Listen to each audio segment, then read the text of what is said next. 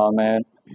நாங்கள் ஒரு விசை எங்களை முகமுமாய் தேவனுக்கு முன்பாக தாழ்த்தி இந்த அருமையான அந்த பந்திக்காகவும் தேவன் பேச போற அந்த வார்த்தைக்காகவும் ஒரு விசை எங்கள் கரங்களை உயர்த்தி ஒரு விசை நாங்கள் காத்திருக்கிற வேளையிலே உங்களுக்காகவும் தேவனுடைய வார்த்தைக்காகவும் நான் ஒரு விசை நான் ஜெபிக்க போகிறேன்.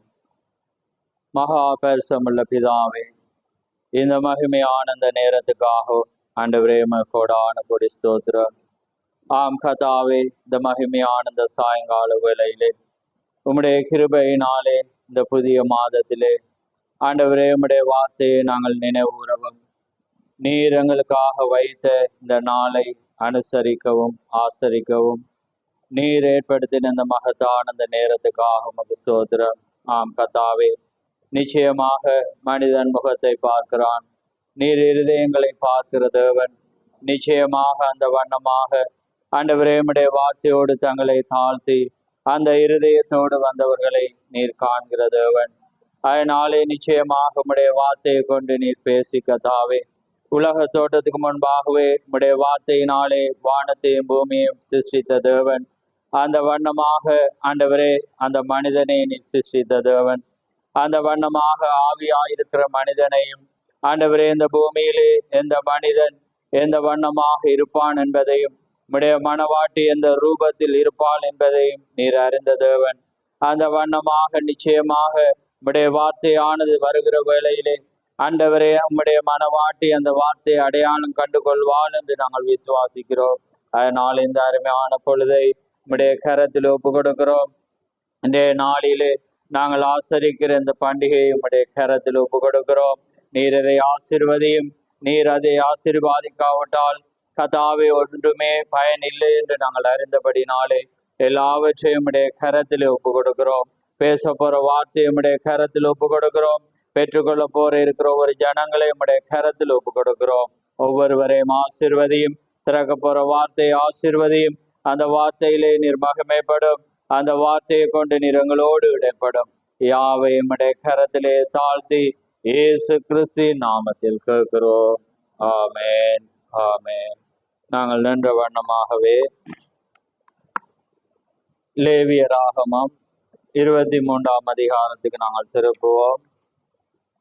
லேவியராகமம் 23ஆம் அதிகாரம், அதிலே 3ஆம் வசனத்திலிருந்து ஒரு சில வசனங்களை நான் வாசிக்கிறேன்.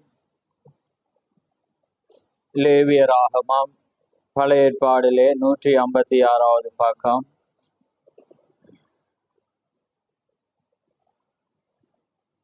நான் வாசிக்கிறேன்.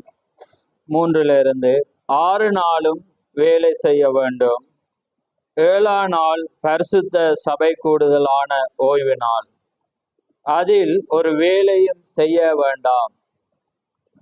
அது உங்கள் வாசஸ்தலங்களில் எல்லாம் கர்த்தருக்கென்று ஓய்ந்திருக்கும் நாளாயிருப்பதாக. சபை கூடி வந்து பரிசுத்தமாய் ஆசரிக்கும்படி நீங்கள் குறித்த காலத்தில் கூற வேண்டிய கர்த்தரின் பண்டிகைகளாவன: 1ஆம் மாதம் 14ஆம் தேதி அந்தி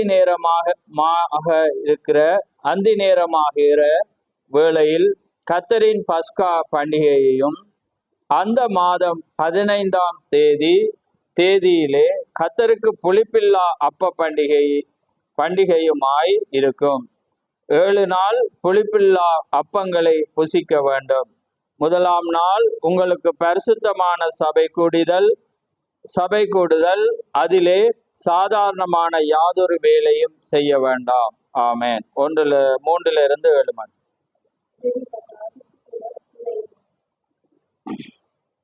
සදවසක් වැඩ කරන්න පුළුවන්. එහෙත් සත්වෙනි දවසේ ධර්මයේ නිවාඩුවේ සමත්ය. සුද්ධ සභා රැස්වීමක්ය. නුඹලා කිසිම වැඩක් නොකරන්න. එය නුඹලාගේ සියලු දේවස්ථාන ස්වාමීන් වහන්සේට පැවැත්විය යුතු සබත්ය. ඒ නියම කාලවල නුඹලා විසින් සුද්ධ කරේ යුතු සුද්ධ සභා රැස්වීම වෙන ස්වාමීන් වහන්සේගේ නියම මංගලය වේවා. පළවෙනි මාස දස සතරවෙනි දින සවස ස්වාමීන් වහන්සේගේ පාස්පෝර්ට් එම හසවසදී දින ස්වාමීන් වහන්සේට මුහුණ දෙවු රොටි මංගල්‍ය වන්නේ. සත් දවසක් මුළුන් නැති කොට කාපන්න පළවෙනි දින සුද්ධ සභාවේ සේවා පවත්වන්න කිසි බරවැඩක් නොකරන්න එහෙත් නින්නේ මුක් කරන පූජාවක් සත් දවසක් ස්වාමීන් වහන්සේට ඔප්පු කරන්න සත්වෙනි දින සුද්ධ සභාවේ සේවා කරන දෙවියන් කිසිම බරවැඩක් නොකර යුතුය කීසේක ஆமென் ஆமென். யாவரும் அமர்ந்திருங்கள்.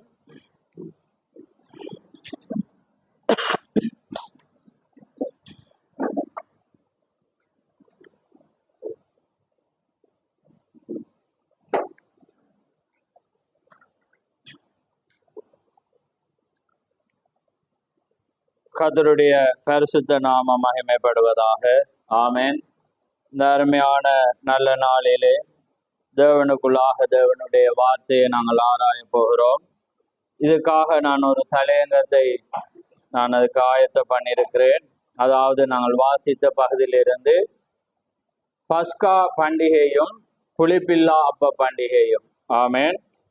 பஸ்கா பண்டிகையும் புளிப்பில்லா அப்ப பண்டிகையும் இடம்பெறுது. முன்னுக்கு வந்துடும்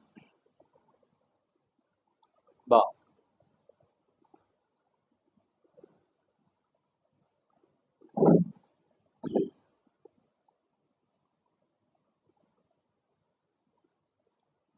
ஆமென்.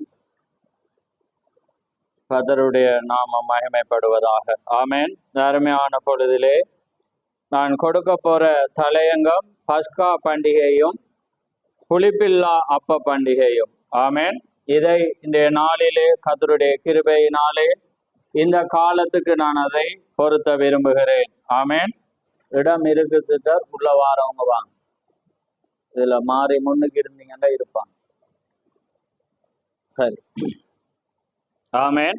இப்ப பாருங்க, தேவனுடைய காரியத்திலே எந்த வண்ணமாக இஸ்ரவேல் ஜனங்கள் இஸ்ரவேல் ஜனங்களுக்கு இந்த லேவியராகமம் 23ஆம் அதிகாரம் முழுவதுமாக நீங்க படித்தீங்கன்னா இஸ்ரவேல் ஜனங்களுக்கு 7 பண்டிகைகள் இருக்கின்றன. 7 பண்டிகைகளாக இருக்கிறது.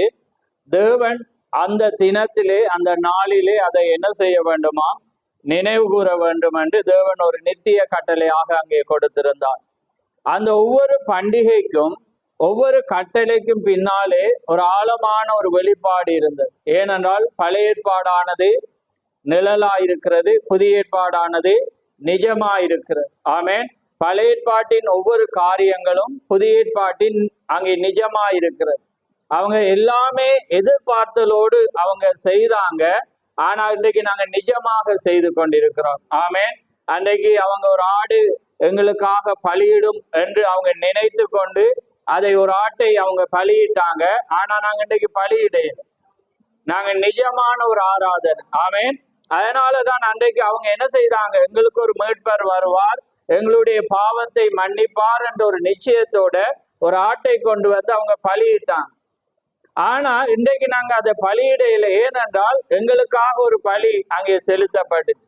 ஆனா அங்கே வேதம் என்ன சொல்லுகிறது என்றால், நீங்க புளிப்பில்லா அப்ப பண்டிகை, அவங்க இஸ்ரவேல் ஜனங்கள் எருசலேம் தேவாலயத்துக்கு 3 முறை போவாங்க.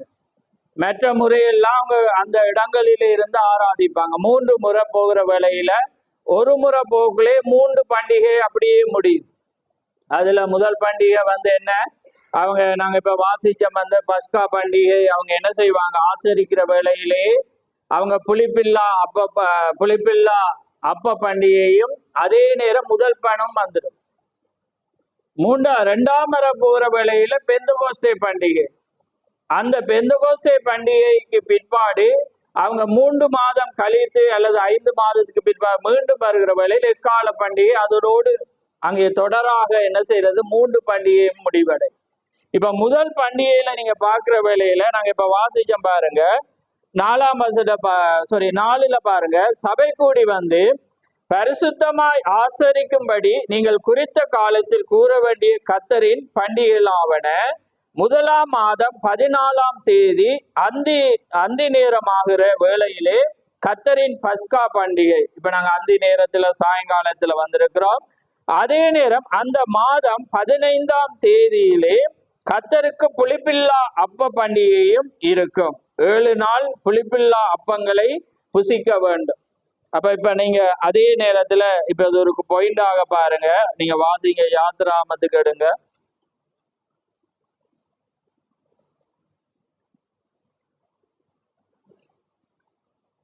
யாத்ராமம் 23:18.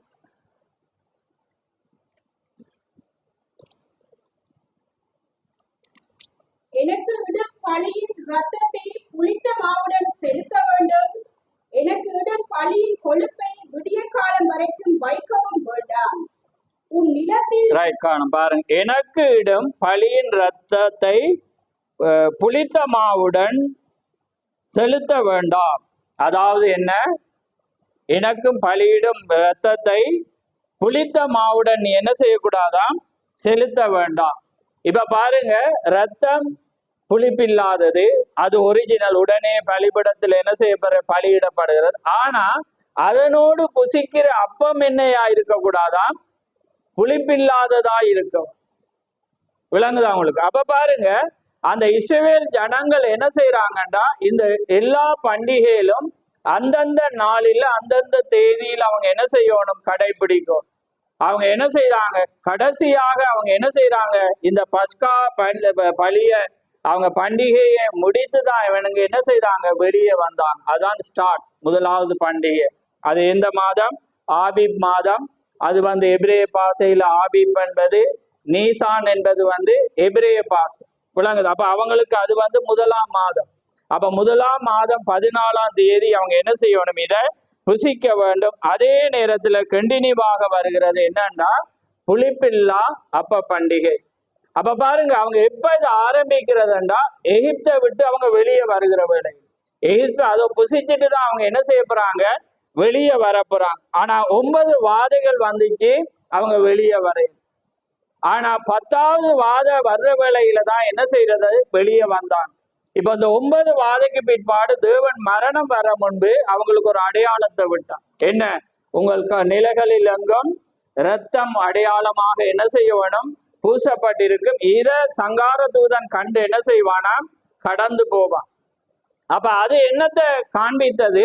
மரணத்தை அதுக்கு பிற்பாடுதான் என்ன நடக்கிறது? இவங்களுக்கு புறப்பட்டு போதல் அங்கே வருகிறது. பாருங்க, அதுல ஒரு காரியம் என்ன? அதுல என்ன செய்யற? தேவன் தலைச்சன் பிள்ளைகளை தான் என்ன செய்யற? மரணம் வருது. ஆனா தலைச்சனில தான் அவர் என்ன செய்யற? கொல்று. அதுல குடும்பத்துல பிறந்த முதல் பிள்ளை என்ன செய்யும்? அது கொல்லப்படும். அதே நேரம் அவங்களோட ஆடு மாடுகள்லையும் என்ன வரும்? முதல் தான். இத போய் ஒரு மனிதன் கொள்ளையில. ஆனா தேவன் என்ன செய்தாருன்னா எல்லாமே அறிந்து. அப்ப அந்த மரணம் ஏற்பட்ட பிற்பாடுதான் அவங்களுக்கு என்ன செய்யறது? அங்கே வருகிறது. அதான் நீங்கள் சொல்றேன். அதே போலதான் இன்னைக்கு சாபனம் இந்த நேரத்துல என்ன செய்ய முடியாது? கொண்டாட முடியாது. இத ஜீவனோடு அவங்க என்ன செய்யலாது? ஆராதிக்க முடியாது. ஆனா நாங்க ஸ்தாபனத்தில் இருந்து வெளியே வந்த பிற்பாடுதான் நாங்க என்ன செய்யறோம்டா, வெளியே வந்ததுக்கு அடையாளமாக உண்மையான ஒரு ரத்தத்தை நாங்க என்ன செய்யறோம்? புசிக்கிறோம். அதே நேரத்துல அவர் என்ன சொல்றேன்டா, யாத்ராமத்துல வாசிச்ச நாங்க ரத்தத்தோடு என்னையா? புளித்த மாவோடு என்ன செய்யக்கூடாது? புளிப்பில்லா அப்பம் என்ன செய்யணும்? புசிக்கவன். அதே போல இன்றைக்கு ரத்தம் புளிப்புள்ளதான். ரத்தம் ஒரிஜினல். ஆமேன்.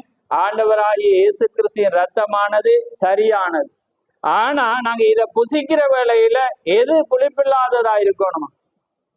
அப்பம். அதுக்காக இந்த அப்பம் அல்ல. அப்பம் எதுக்கு அடையாளம்? தேவனுடைய வார்த்தை. அதை நீங்க வாசிச்சுட்டு அங்க செய்திக்கு போவோம். மத்தேயு எடுங்க.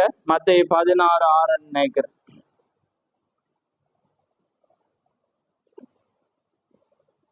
இயேசு அவர்களை நோக்கி, பரிசேயர் சதுசேயர் என்பவர்களின் புளித்த மாவை குறித்து எச்சரிக்கையா இருங்கள் என்றார். ஆமென். அப்ப பாருங்க, இப்ப பாருங்க அவர் என்ன சொல்றேன்னா, இயேசு அவர்களை நோக்கி பரிசேயர் சதுசேயர் என்பவருடைய புளித்த மாவை குறித்து எச்சரிக்கையா இருங்க. இப்ப வாசிக்க நேரம் இல்லை, இது ராப்போஜனம் என்றபடியினால நான் சொல்லணும். அப்ப அவங்க என்ன செய்யறாங்கன்னா, நாங்க அப்பங்களை கொண்டு வராததினாலதான் இவர் என்ன செய்யற எங்களுக்கு ஹிண்டடிக்கிறேன்னு நினைக்கிறார். ஆனா அவர் எல்லாமே கடிஞ்சு கொண்ட பிற்பாடு 12ஆம் வசனத்தை வாசிங்க.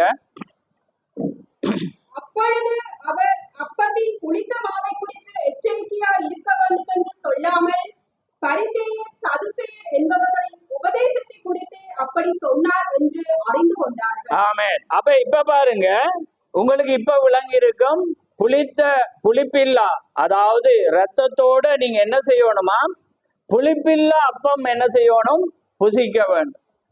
அப்ப பாருங்க, பஸ்கா பண்டிகை, அதுக்கு பிற்பாடு புளிப்பில்லா பண்டிகை, அதுக்கு பிற்பாடு என்ன, முதல் கனிகளின் பண்டிகை. இது ஒன்றையும் ஒரு முறையிலே 3 பண்டிகையும் என்ன செய்யும், நிறைவேறும். ஒரு நாள் எங்களை மாதிரி 3 நாள் கூட்டத்துல முடியாது.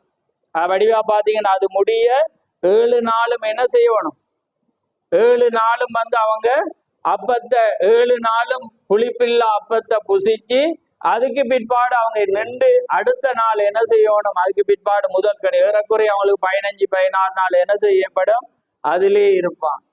அப்ப இப்ப நாங்க செய்திக்கு வரோம். அப்ப பாருங்க, இப்ப உங்களுக்கு தெரியும் சதுசேர் பரிசேருடைய புளித்த மாவை குறித்து எச்சரிக்கையாயிருங்கன்றக்குள்ள இயேசு கிறிஸ்து அப்படியே மெதுவாதான் சொன்னேன். அத மெதுவாண்ட மீனிங் என்ன, அவர் எதுக்கும் விளக்கம் கொடுக்காம சொன்னேன். ஆனா அதுக்கு பிற்பாடு அவர் விளக்கப்படுத்தின பிற்பாடு சீசர்களுக்கு தெரியும் அவருடைய உபதேசங்களை குறித்து. அப்ப இன்னைக்கு இரத்தமானது சரியா இருக்கிறது, நீங்க புசிக்கிற உபதேசம் இப்படியா இருக்கும்.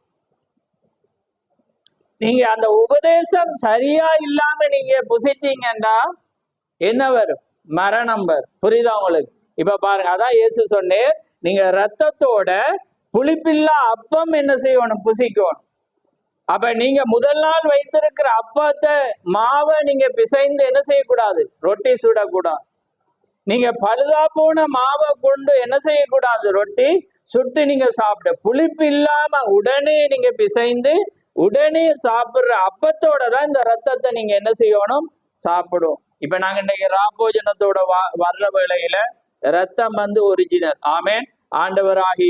ஆனா எங்களோட வாழ்க்கையில தேவனுடைய சரியான மெசேஜ், சரியான செய்தி, பிழையான உபதேசத்தோட நாங்க புசிச்சோம்டா அது என்னத்தை கொண்டு வரும், மரணம். அதான் இயேசு தேவன் என்ன சொன்னாரண்டா, நீங்க ரத்தத்தோடு புளிப்பில்லா அப்பம் என்ன செய்யணும், புசிக்கணும். அதான் இப்ப கொரிந்தியருக்கு அவன் என்ன சொல்றான், இப்ப 5 வாசி 1 கொரிந்தியர் 5.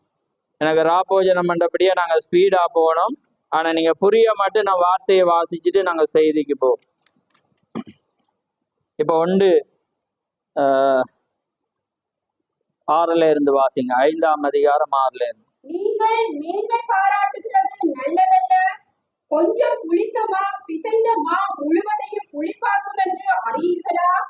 ஆகையால் நீங்கள் புளிப்பில்லாதவர்களா இருக்கிறபடியே புதிதாய் பிசைந்த மாவாய் இருக்கும்படிக்கு பழைய புளித்த மாவை புறமே கழித்து போடுங்கள். ஏனெனில் நம்முடைய பஸ்காவாகிய கிறிஸ்து நமக்காக பலியிடப்பட்டிருக்கிறாரே. ஆதலால் பழைய புளித்த மாவோடே அல்ல, துர்க்குணம் பொல்லாப்பு என்னும் புளித்த மாவோடும் அல்ல, துப்புரவு உண்மை என்னும் புளிப்பில்லாத அப்பத்தோடே பண்டிகையை ஆசரிக்க கடவுள். ஆமென். இப்ப விளங்கிட்டா உங்களுக்கு. இப்ப பாருங்க, அன்றைக்கு யாத்ராமம், அதான் நான் உங்களுக்கு சொன்னேன், யாத்ராமம் நிழலா இருக்கிறது, இது நிஜமா இருக்கிறது. அன்றைக்கு ஆட்டின் ரத்தத்தோட புளிப்பில்லா அப்பத்தை என்ன செய்யக்கூடாது, அவங்க சாப்பிடக்கூடாது. முதல் நாள் வைத்தது, பிசைந்து வைத்தது, எதையுமே என்ன செய்யக்கூடாது, அவங்க சாப்பிடக்கூடாது. இந்த ரத்தத்தோட, ஆட்டின் ரத்தத்தோட என்ன செய்யக்கூடாது, பலியிடுதலோடு அவங்க என்ன செய்யலாது, சாப்பிடக்கூடாது.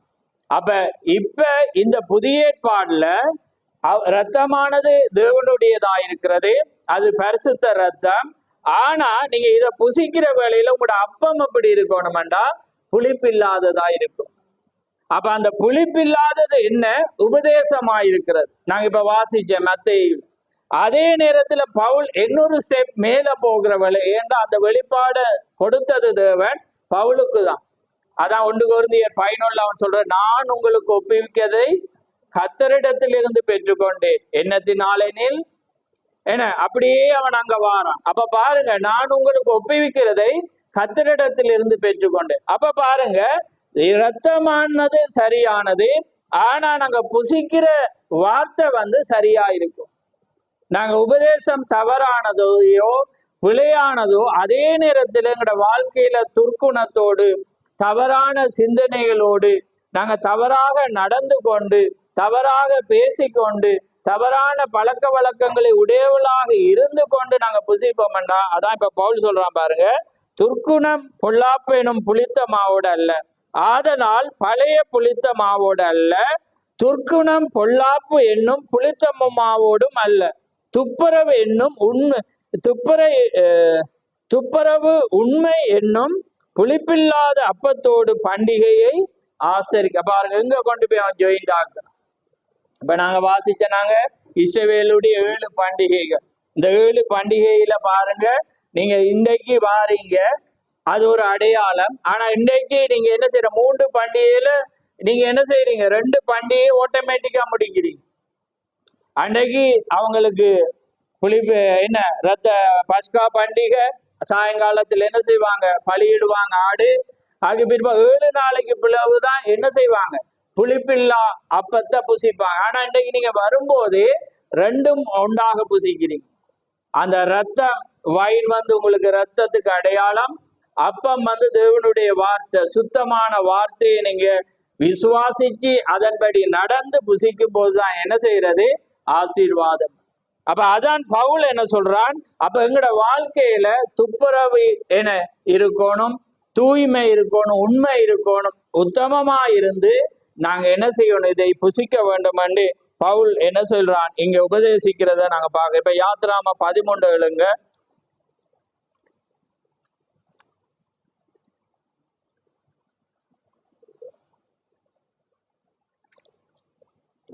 அந்த 7 நாளும் புளிப்பில்லா அப்பம் புசிக்க வேண்டும், புளிப்புள்ள அப்பம் உன்னிடத்தில் காணப்பட வேண்டாம், உன் எல்லைக்குள் எங்கும் புளித்த மாவும் உன்னிடத்தில் காணப்பட வேண்டாம். ஆமென். இப்ப பாருங்க என்னையா, அந்த 7 நாளும் புளிப்பில்லா அப்பம் புசிக்க வேண்டும்.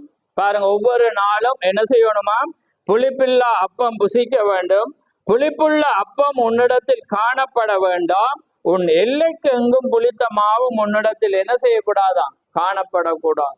அப்ப இன்றைக்கு நாங்க அதான் இந்த உபதேசத்தை குறித்து நாங்க என்ன செய்யறோம், எச்சரிக்கையாயிரும். அதான் பரிசுத்தாவி வந்தாதான் தேவனுடைய வார்த்தையை குறித்து எச்சரிப்பா இருப்போம்.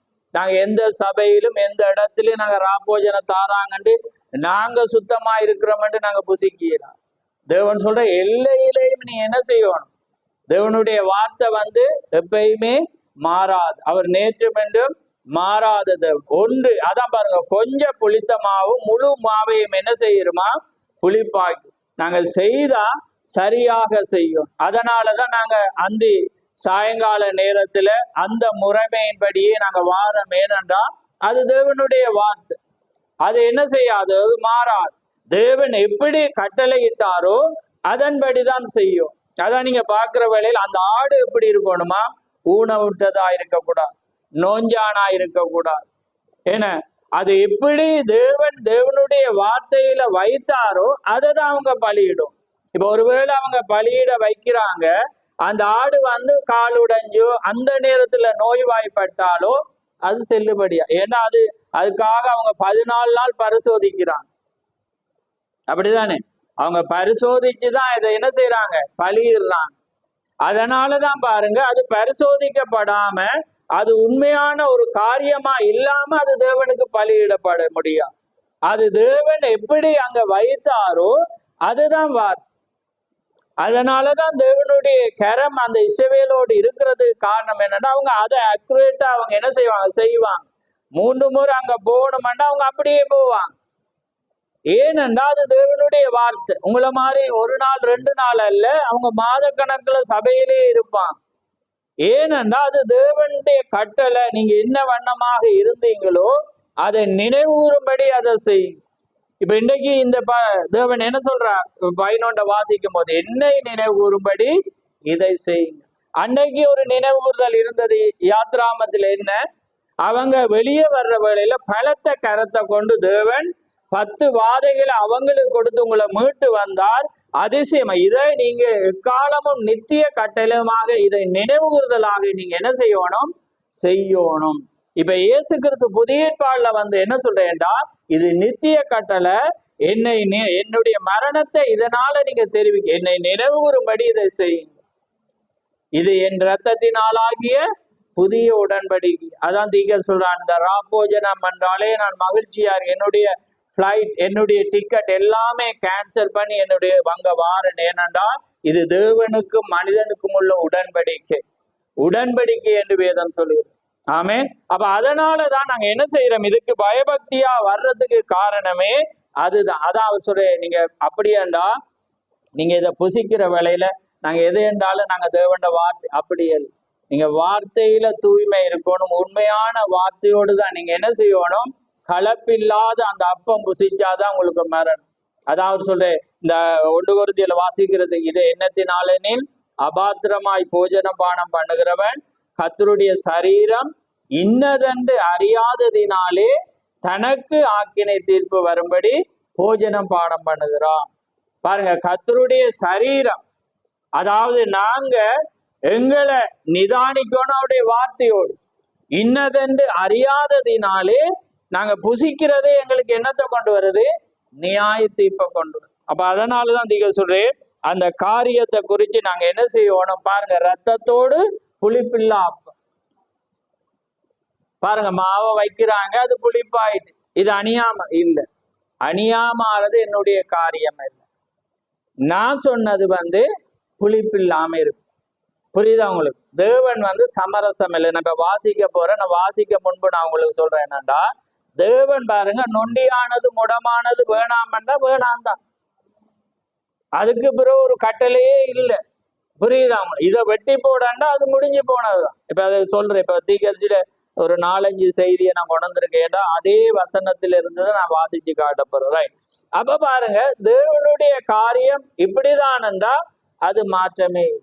அது அப்படிதான். தேவன் அந்த வழியில தான் என்ன செய்வேன், சந்திக்கிற தேவனா இருக்கிறேன். ரைட்? இப்ப நாங்க வாசிப்போம் பாருங்க. ஏன்னா இது ஆழமான காரியம். நாங்க தேவனுடைய காரியத்துல நாங்க வளர வளர நாங்க நிஜமா உண்மையோடு நாங்க ஆராதிக்கும் போதுதான் இதனுடைய ஆசீர்வாதத்தை நாங்க என்ன செய்யலாம், பெற்றுக்கொள்ளலாம். ஆமேன். இப்ப பாருங்க, ஒரு முற்றிலுமான விடுதலை என்ற செய்தியில திக சொல்றார். பாருங்க, மற்றும் ஒரு சபையின் ஒரு அங்கத்தினர், கவனிங்க, ஒரு சபையின் அங்கத்தினர் அவர் இந்த குறிப்பிட்ட சபையின் அங்கத்தினராக இருக்கும்படி அழைக்கப்பட்டிருப்பாராகில், உதாரணத்துக்கு இந்த சபையில நீங்க ஒரு அங்கத்தினராக அழைக்கப்பட்டிருப்பீங்கண்டா, கவனி, அவர் எந்த காரியத்தோடும் ஒப்புரவாக மாட்டார். அப்ப அப்படிப்பட்ட மனிதன் என்ன செய்ய மாட்டாராம், எந்த காரியத்தோடும் ஒப்புரவாக மாட்டார். நாம் சூதாடக்கூடாது என்று சபையானது விசுவாசிக்கும் பட்சத்திலே அந்த அங்கத்தினர் சீட்டுக்கட்டை தொடவும் கூடாது. இப்ப ஒரு சபைக்கு அவங்க போறாங்க, அந்த சபையில அவங்க அங்கத்தினர் என்று நினைத்து கொண்டா, அந்த சபை போதிக்கு இது நீங்க சீட்டு விளையாட, அதாவது கார்ட்ஸ் என்ன செய்யக்கூடாது, விளையாடக்கூடாது என்று போதிச்சா நீங்க என்ன செய்யக்கூடாதாம், விளையாட இல்லை, தொடவும் என்ன செய்யாதாம் கூடாது. புரியுதா உங்களுக்கு? அப்ப கார்ட்ஸ் வச்சிருக்கிறோம்னு விளையாடுறோம்னு சொன்னீங்கன்னா அது வேதம் எந்த கார்ட்ஸை சொல்லல. நீங்க சூதாட்டத்துல விளையாடுவாங்க, அந்த அதை போதிக்கிறதா, நீங்க அதை தாண்டி அது உங்களுக்கு எனக்கு நான் அடுத்ததுக்கு நான் போகுது. ஏன்னா தேவண்ட வார்த்தைக்கு அடுத்த விளக்கத்துக்கு நான் போக மாட்டேன். எதை உரைக்கிறதோ அதோட முடிச்சு. ஆமே. அதான் நான் உங்களுக்கு சொன்னேன், நான் வருமளவும் இவன் இருக்க சித்தமானால் என்னன்னு தேவண்ட வார்த்தை சொல்லிட்டா அவர் தான் இறங்கி சொல்லுவான். இப்ப என்னட்ட சொன்னா நான் என்ன சொல்லுவேன், அட இந்த நசரேன் பிரதர் வைப்பேன், இவர் அந்த வார்த்தை பிரதர் என்ன விளக்கம் கொடுங்கன்னு நான் சொல்லியிருப்பேன். தேவன் வரக்குள்ள இவர் உயிரோடு இருப்பேன், அப்படிதான் நான் சொல்லியிருப்பேன். ஏன்னா இயேசு கிறிஸ்து என்ன சொன்ன, நான் வருமளவும் இவன் இருக்க உனக்கு, சாரி அதை நான் மறந்தேன், நான் திரும்ப மறந்து சொல்லுங்க, நான் வருமளவும் இவன் இருக்க உனக்கு திரும்ப புல விடு. ரைட்? அதை அடுத்த வாசி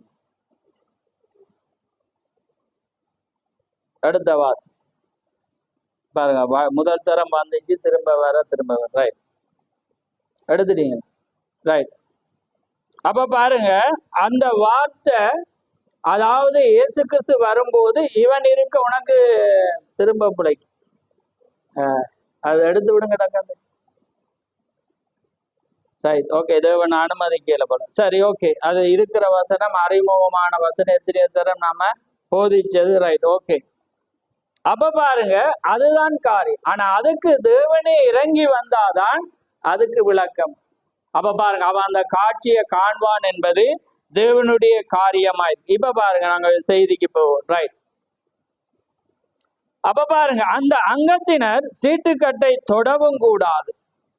நாம் குடிப்பழக்கத்தை விசுவாசிக்காத பட்சத்தில் அவர் குடிப்பழக்கத்தில் இருந்து முற்றிலுமாக தன் தலையை திருப்பி கொள்ள வேண்டும். இப்ப இந்த சபை என்ன சொல்லுதுன்னா, ஒருவர் மதுபானம் குடிக்க கூடாது என்று விசுவாசிச்சு சபை பேசுதுன்னா, அவர் இந்த சபையில ஒரு அங்கத்தினர், அவர் என்ன செய்யக்கூடாதா?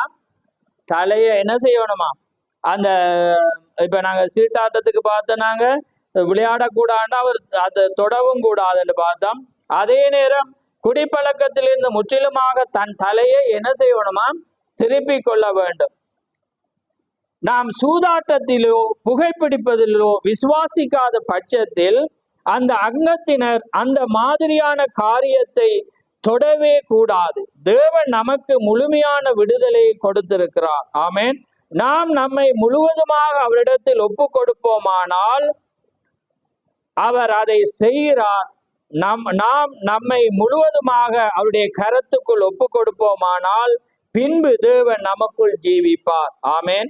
பாருங்க, நாம் நம்முடைய வழியிலிருந்து நம்மை விலக்கி கொள்ளும் போது மகிமை நம்பிக்கையாகிய கிறிஸ்து நமக்குள்ளாக இருந்து தம்மை தாமே பிரதிபலிப்பார்.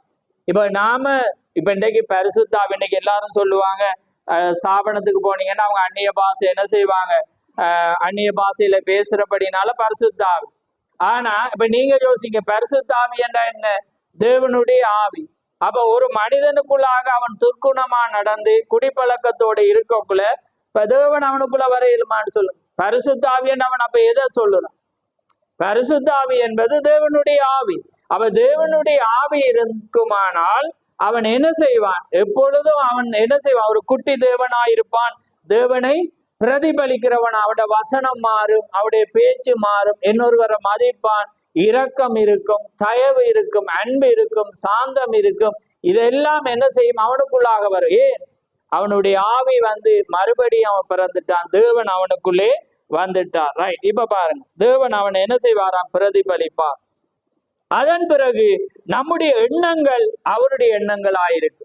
இப்ப தேவன் எங்களுக்குள்ள வந்தோடனே இப்ப எங்களுக்கு ஒரு எண்ணம் இருந்து, நாங்க இப்படி இருக்கணும், இப்படி வரணும், அப்படி. ஆனா தேவன் எங்களுக்குள்ள வந்தோடனே என்னவாரு? அவருடைய எண்ணமாக என்ன செய்யும்? வந்துடும். கிறிஸ்துவானவர் புகைப்பிடிப்பதை உங்களால் கற்பனை செய்து பார்க்க முடியுமா? இப்ப பரிசுத்தாவி உள்ள வந்தா கிறிஸ்து தான் அங்க அடிக்கிறேன் சிகரெட். அப்ப அதை உங்களால கற்பனை பண்ணி பார்க்க முடியுமா? முடியாது. உங்களுடைய ஆவியானது அவருடைய ஆவியின் பாகமாக இருக்கும் பட்சத்தில் அதுதாமே உங்களுடைய அறிக்கையின் படியாக இருக்க அவர் விரும்புகிறார். ஆனால் நீயோ பிசாசு உள்ளே வர அனுமதித்து கட்டுப்பாட்டை எடுத்துக்கொள்ள செய்கிறார். மேலும் நீயோ அந்த விதமான காரியங்களை செய்யும் போது நீ தவறாய் இருக்கிறாய் என்று உன்னுடைய இருதயத்தில் ஆழத்தில் எல்லா நேரங்களிலும் அதை அறிந்திருக்கிறாய். மற்றும் ஒரு சபை அங்கத்தினர் மற்ற அங்கத்தினருக்கு விரோதமாய் பேசும்போது அது தவறென்று நீங்கள் அறிந்திருக்கிறீர்கள். நீங்களோ ஒருவருக்காக ஒருவர் ஜெபிக்கும்படி கட்டளையிடப்பட்டிருக்கிறீர்கள். ஆனால் ஒருவருக்கு விரோதமாய் ஒருவர் பேசும்படி அல்ல, ஒருவருக்கு ஒருவர் அன்பு கூறும்படி மேலும் அழைக்கப்பட்டிருக்கிறீர்கள். மேலும் ஒருவர் விழுந்து இருப்பாரானால் அவரை தூக்கி எடுத்து அவருக்கு உதவி செய்வோம். இப்பொழுது அதுதாமே நம்மை ஒருங்கிணைத்த விசுவாசியின் கூட்டமாய் ஆக்குகிறது. ஆமென். அடுத்தது பாருங்க, இப்பொழுது நாம் அதற்கு கீழ்ப்படியாத பட்சத்தில் நாம் தேவனுக்கு கீழ்ப்படியாதவர்களும் அவருக்கு பிரியமில்லாத ஜீவிக்கிறவர்களாயும் இருப்போம். அப்படியாக இருக்கும் பட்சத்தில் நம்முடைய சபையும் நம்முடைய மக்களும் செழிப்படைய முடியாது. நாங்க அப்படி ஜீவித்தா இந்த சபையும் தேவனுடைய மக்களும் என்ன செய்ய முடியாதாம்? செழிப்படைய முடியாது. சபையானது தொடர்ந்து செல்ல முடியாது. ஏனெனில் நாம் எல்லாரும் ஒற்றுமை இல்லாதவர்களாய் இருக்கிறோம். இயேசுவானவர் கூறினது போல புளிப்புள்ள கொஞ்சமாவும் பிசைந்த மா முழுவதையும் புளிப்பாக்கிவிடும். அதான் நீங்க அங்க போய் பார்க்கணுங்க இயேசுவால். ஏன்னா இஸ்ரவேல் ஜனங்களுக்கு தேவன் சொல்றார், நீங்க கால் மிதிக்கும் தேசம் எல்லாம் என்னையாம் உங்களுடைய. ஏன்னா ஆனா அங்க ஒரு மனிதன் தவறா இருக்கும் போது என்ன நடக்கிறது? ஒரு புளித்தமா முழு சபையும் புளிப்பாக்கி என்ன நடந்துச்சு? 36 பேர் மரிச்சு போறாங்க. மரிச்ச முழுவதும் நல்ல மனிதர்களாயிருந்து. ஆனால் செய்த மனிதன் தவறுள்ளவன் அங்க இருக்கிறான். அவன் மரிக்கையில மரிச்சது யாரு? 36 பேர். ஆமென். அப்ப பாருங்க, அடுத்த யூகித்தல் என்ற செய்தியில அவர் சொல்றேன், இப்பொழுது இன்றைய ஜனங்கள் நம்முடைய ஆங்கில வார்த்தையை என்ன செய்யறாருன்றா ஜனங்கள் திசை திருப்பி விடுகின்றன. இப்ப அதாவது நாங்க இப்ப தமிழ்ல பார்க்க போறோம், ஒரு சொற்பதத்தை அவங்க என்ன செய்யறாங்களாம், திருப்பி விடுறாங்க. அதாவது விடுகிறேன், அதாவது மனிதனுடைய அனுதாபம் அடுத்த இரக்கம். அனுதாபத்துக்கும் இரக்கத்துக்கும் என்ன டிஃபரண்ட் வசனம், ரெண்டுக்கும் வித்தியாசம். சில பேர்ல நீங்க அனுதாபம் கொள்ளலாம், ஆனா அனுதாபம் வேறு இரக்கம் வேறு. அப்ப பாருங்க, அதான் சொல்ற, சில ஜனங்கள் அதை திசை திருப்புகின்றன, ஆனால் அது இரக்கம் அல்ல. அனுதாபத்துக்கும் இரக்கத்துக்கும் இடையே பெரிய வித்தியாசம் உண்டு. அவைகள் முற்றிலுமாக இரண்டு வித்தியாசமான வார்த்தைகளாய் உள்ளன. நாம் அவைகளை ஒரே விதமாக பயன்படுத்துகிறோம். இப்பொழுது வார்த்தையானது எந்த இரக்கத்தையும் பயன்படுத்துவதில்லை. இப்ப வார்த்தை ஒன்று உரைச்சிட்டா அங்க எந்த இரக்கமும் இல்லை. என்ன, அது அழிய போது, நீ வெளியே வாண்டாம் ஆண்டவரே, அந்த வீடு அணியாம போது, என்ன இல்லை, இரக்கமே இல்லை. நான் இவ்வளவு கட்டினேன், இரக்கமே இல்லை. புரியுதா உங்களுக்கு? அதாவது இப்ப இரக்கத்துக்கும் அனுதாபத்துக்கும் வித்தியாசம். வார்த்தையானதுக்கு திக்க சொல்றேன், இப்பொழுது வார்த்தையானதுக்கு எந்த இரக்கமும் பயன்படுத்துவது இல்லை. இப்ப தேவண்ட வார்த்தை இப்படிதான் என்று உரைச்சிட்டேன்னா அங்க இரக்கத்தை பயன்படுத்தலாம். ரைட், அது கீழ்ப்படிந்திருக்க வேண்டும். தேவண்ட வார்த்தை எதை சொல்லுதோ கீழ்ப்படிந்திருக்க வேண்டும். அந்த வார்த்தையோடு தரித்திருங்கள். அது எவ்வளவு மோசமான விதமாக வெட்டினாலும் பரவாயில்லை. குழந்தையையும் அப்பாவி சிறிகளையும் அதை போன்ற காரியங்களையும் அவ்வாறு அழைக்கப்படுவைகளையும் அழித்து போட்டவர் என்று எவ்வாறு கருதுவீர்கள்? இப்ப பழைய ஏற்பாடுல யாரு அம்மோன் புத்திரர்கள் வர்ற வேளையில என்ன செய்யறாங்க? தேவண்ட ஜனத்துக்கு வந்து தண்ணி கொடுக்கல. அப்ப தேவன் சொல்றேன், என் மனசுல அதை நான் வச்சு மனதுல வைத்திருக்கிறேன். இப்ப வர்ற வேளையில அந்த அம்மோன் ராஜா பிடிப்படுறான். அப்ப சவுல்ட்ட தேவன் சொல்றேன், அங்க ஒன்றுமே வைக்க கூடாது. குழந்தையில இருந்து சிறிகள்ல இருந்து யாரையும் நீங்க வைக்க கூடாண்டவன. அதான் நாங்க முன்னுக்கு தேவண்ட வார்த்தை வந்துட்டா இரக்கமே இல்லை. தேவன் ஒரு அவர் சிருஷ்டிகர், அவர் எல்லாம் அறிஞ்சவர். அதுதான் உனக்கு கண்ணியா வருமென்றும் அவர் அறிஞ்சிடும். இப்ப நாங்க ஏன் ஒரு சின்ன கட்டி வந்தோடனே நாங்க ஏன் போய் ஆப்ரேஷன் பண்றோம்? இப்ப நாங்கன்றக்குள்ள நாம சொல்றேன், இப்ப எல்லாரும் விசுவாசத்தை விட நான் அப்படி பேசலாம். நான் அப்ப பாருங்க, இப்ப நாங்க என்ன செய்வோம், அதை அகற்றுவோம். ஏன் அதை அகற்றுவோம்னு சொல்லுங்க. அந்த சிறு புள்ளி என்னவா மாறும், பெரிதா மாறி உண்ட ஜீவனையும் என்ன செய்யும், எடுக்கு. அப்ப அதே போல தேவன் எல்லாம் அறிஞ்ச சிருஷ்டிகர் தேவன். அப்ப அவர் இவனை அழியண்டா அதுக்கு ஒரு காரணம் இருக்குமா இல்லையா? அப்ப அவர் என்ன சொன்னார்டா, நீ எதையும் விட்டு வைக்காது. ஏண்டா அது நீ எல்லாம், ஏண்டா அவனை நான் மனசுல வச்சிருக்கேன். ஏண்டா அவன் உனக்கு வரும்போது வழிய மறைச்சவன்டா. தேவண்ட வார்த்தை ஒன்று உரைச்சிட்டேன்னா அங்க இல்லை, என்ன இல்லையா, இரக்கம் இல்லை. இப்ப உங்களுக்கு நான் தயவு காட்டல, நீங்க சாயங்காலத்துலதான் வரணும், 7 மணிக்கு இல்ல பிரதர் 6:30 பஸ் முடி போயிடும் sorry.com. ஏனண்டா நான் தேவண்ட வார்த்தைக்கு என்னத்தை நான் இங்க காட்டுறேன்டா, உங்களை கஷ்டப்படுத்தவோ நொறுக்கவோ இல்லை. இதுதான் சத்தியமாயிருக்கு. ஆமே, இதை விட சத்தியம் இல்லை. ஏதென்றா தேவண்ட வார்த்தை உரைச்சா அது மாறாது. அவர் அதான் நாங்க இப்ப வாசிச்சனாங்கண்டா, தேவன் என்னதுடைய இந்த ரத்தத்தோட புளிப்பில்லாத அப்பம் ஆண்டவரை பிசைஞ்சனா இதுதான் அதண்டா, அதோட என்ன செய்யறது முடிவு. அதுதான் நான் சொல்ல வார். ஆமே, சாயங்காலத்தில் அன்னைக்கு அவங்க அதுதான் தொடரா வருது. அப்ப அன்னைக்கு இஸ்ரவேல் ஜனங்கள் சாயங்காலம் அந்த நேரமாக அதை பழியிட்டாங்க. இயேசு கிறிஸ்து மாத்தினாராம். அவரும் அதே ராத்திரி வேளையில தான் என்ன செஞ்சு அந்த அப்பத்தை பிட்டு. அப்படியே புதிய ஏற்பாட்டுக்கு பிரஜாதிக்கு பவுல் வர்ற வேளையில் அவன் மாத்தினானாம். அவன் என்ன சொல்றான், நான் உங்களுக்கு ஒப்புவிக்கிறதை கர்த்தரிடத்திலிருந்து அன்று ராத்திரியிலே என்று அங்க துவங்குறான். அப்ப அவன் மாறினோட தீர்க்கதரிசி அதை மாத்தினாரா? இல்ல, அது ராத்திரி ஏண்டா, அது என்னவா இருக்கிறது, ராத்திரி. இப்ப பாருங்க, தேவண்ட வார்த்தைக்கு அனுதாபம் வேற இரக்கத்துக்கும் காரியம். இப்ப பாருங்க, குழந்தை அப்பாவி ஸ்திரீகளை அதை போன்ற காரியங்களை அவ்வாறு அழைக்கப்படுவதை அழித்து போட்டனர் என்று எவ்வாறு கருதுவீர்கள்? கொஞ்ச புளித்த மா பிசைந்த மா முழுவதையும் புளிப்பாக்கும். அங்கே முற்காலத்து ஏவாளிடம் அதே காரியம்தான் தொடங்கினது.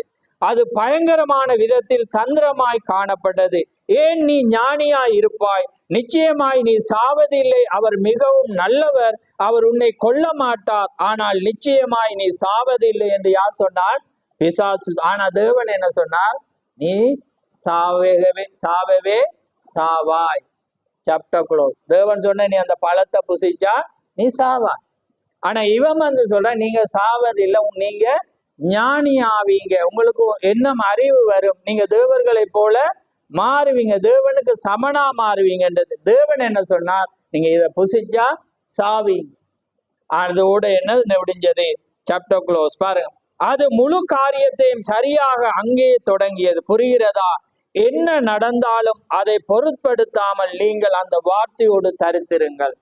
அப்ப தேவன் ஒரு வார்த்தையை அவர் சாயங்காலம் என்று சொன்னா அதுல தரிச்சிருங்க. ஏன்னா அதுக்கு எந்த விளக்கமும் இல்லை. ஏனென்றா தேவனுடைய வார்த்தைக்கு தேவனே வியாக்கியானி என்று. ஆமேன். தேவனால் அருளப்பட்ட ஒரே ஆராதனை ஸ்தலம் என்ற செய்தியை பாருங்க. அவர் உங்கள் பலியை ஏற்றுக்கொள்ளும் போது கொள்ளும் முன்பாக நீங்கள் அந்த சரியான விதத்துக்கு வர வேண்டும். பாருங்கள், அதற்குள்ளாக வர வேண்டியதாயிருக்கிறது. கர்த்தர் தமது நாமம் விளங்கும்படி தெரிந்து கொள்ளும் ஸ்தானத்தை. கர்த்தர் நாமம் தெரிந்து கொள்ளும் ஸ்தானம். தேவன் ஒரு மெசேஜை தெரிந்து கொண்டு அவர் அழைப்பேரண்டா நீங்க பலி எங்க செலுத்த வரும்? அங்கதான் வரும். ஆமேன். ஏனென்றா அங்கதான் என்ன இருக்கும்? புளிப்பில்லாத இரத்தத்தோடு புளிப்பில்லாத அப்பம் இருக்கு. புரியுதா உங்களுக்கு? ரத்தம் உலகத்துல தேவன் எல்லாரும் ஆராதிக்கிறாங்க. இயேசு கிறிஸ்து எல்லாரும் என்றக்குள்ள கிறிஸ்தவங்க. இப்ப ரோமங்கத்திகளும் என்ன சொல்றாங்க? ஆண்டவரே இயேசு. இப்ப யூடியூபே திறந்தீங்கன்னா எல்லா பாதரும் இயேசுவே கடவுள், இயேசுவே. நான் முடிக்கிறதான் அவன் பிதா குமாரன் என்று முடிப்பான். சரி, ஆனா விஷயம் வந்து ஆண்டவர் ஒரே தேவன் ஒரே ரட்சகர் அவன் யார சொல்றான்? நீங்க இப்ப பாத்தீங்கன்னா தெரியும், இயேசுவை தான் சொல்றான். புரியுது? ஏன்னா அவங்களுக்கு தெரிஞ்சிச்சு அவன் வந்து தந்திரமா எப்படி ஏவாள வஞ்சிக்க வந்த மாதிரி அதை சொல்றாங்க. அப்ப எல்லாத்துக்கும் தெரியும் கிறிஸ்தவருக்கு கடவுள் யாருண்டா இயேசு கிறிஸ்து என்றுதான் சொல்லுவாங்க. ரத்தம் சரி. ஆனா நீங்க புசிக்கிற அப்பம் என்னவா இருக்க கூடாதா? புளிப்பில்லாம இருக்கும். அப்ப புளிப்பில்லாத என்ன? துர்உபதேசம். சதுசே பரிசேயர் யாரு வணங்கினாங்க? யாரை எதிர்பார்த்திருந்தாங்க? மேசியா. அதே மேசியாவை தான் எதிர்பார்த்திருந்தான். புரியுதா உங்களுக்கு? ஆனா வந்தவரை என்ன செஞ்சாங்க? கொலை செஞ்சாங்க. ஏன்னா அவர் வார்த்தையின்படி அவர் ஒரு கன்னியின் மூலம் வருவார் என்றக்குள்ள அவங்க என்ன செஞ்சிட்டாங்க? அதே மாதிரி மரியாள் கன்னியை மூலம் புள்ள வெளியே வந்தது. ஆனா அவளை பார்த்து விவச்சாரி. ஆனா வசனம் என்ன சொல்லிச்சு? இவ கன்னியை மூலம் அவர் கற்பவதியாகி ஒரு குமாரனை பெரு. அவங்க என்ன செஞ்சிருக்கணும்? வியாக்கியானம் இல்லை. ஆண்டவரே உம்முடைய வார்த்தை எப்படி சொல்லுது, நான் அதை விசுவாசிக்கிறேன், முடிஞ்சிருக்கு. அததான் அந்த எளிமையான ஜனங்கள் பாருங்க. இடையர்களுக்கும் ஏன்னா தொழுவத்தில் இருந்தவர்களுக்கும் போன வேளையில அவங்க உடனே அந்த புள்ளையை பார்த்தோன்னே, நீங்க கற்பனை செஞ்சு பார்த்துருக்கிறீங்க. அந்த புள்ள 2 வயசு புள்ள என்ன செய்யுது? அங்க இருக்குது. அந்த இடையர்கள் வந்தோன்னு என்ன செஞ்சிட்டாங்க? சாஷ்டாங்கமாய் விழுந்து வணங்கினாங்க. யாருக்கு வணக்கம்?